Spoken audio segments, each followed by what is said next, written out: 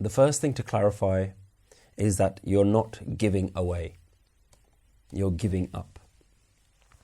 Your attachments have to come from first identifying that you have an attachment. They say whenever you go into any of these rehabilitation centers, the first step is to admit that you have a problem.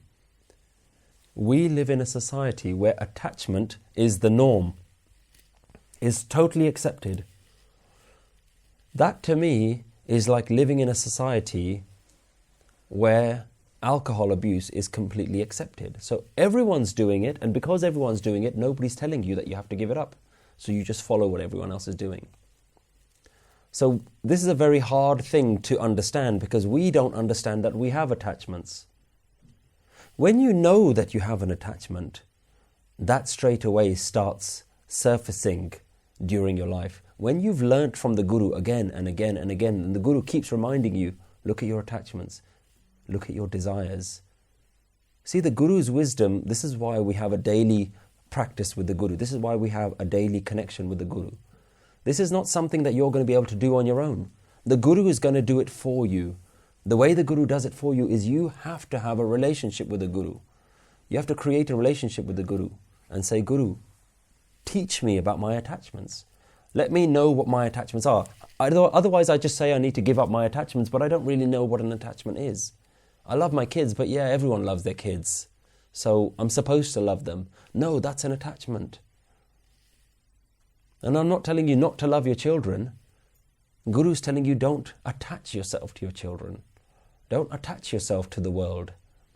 Know the difference. The first thing is to know the difference. When you know the difference, when you know categorically what your attachment is, you will start to see on your day-to-day interactions, you will start to see, I'm getting attached. This is my attachment talking. Like when you, for a moment, start behaving in a way that's very attachment-driven, you will lose control for a moment, and then afterwards you'll reflect and you say, I shouldn't do that again. The Guru's told me about that. That's my attachments. And the same works for all of the Panchjot.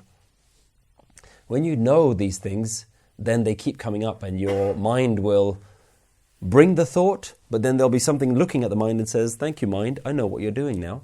The more and more you can do that, the more you can start detaching from what your thoughts are doing. Naam Simran is also very useful. One of the problems that we use Naam Simran for is that we use Naam Simran too late. So when our Kaam, Krodh, Lobh, Moh, Hankar comes up, we think, let's just start doing some Naam Simran. Like that's the time when the Naam Simran will kick in, and like Naam Simran is like an antidote to everything and it cleans everything away.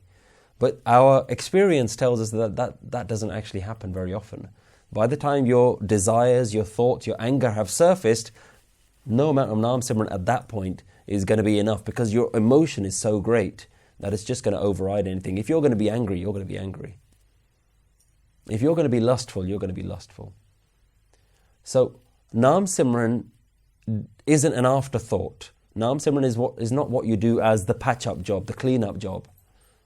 Naam Simran is the thing that you do every day, all day, every day, so that when these things happen, you've armed yourself, you're prepared for when these things happen. You say, thanks, but no thanks. Naam is satisfying me right now. I don't need my attachments right now. And we need to be aware that we are attached to far more things than we realize.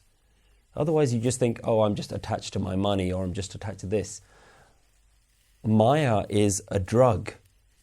Maya is a drug, and no less a drug than anything else, and it is the most addictive thing in the world.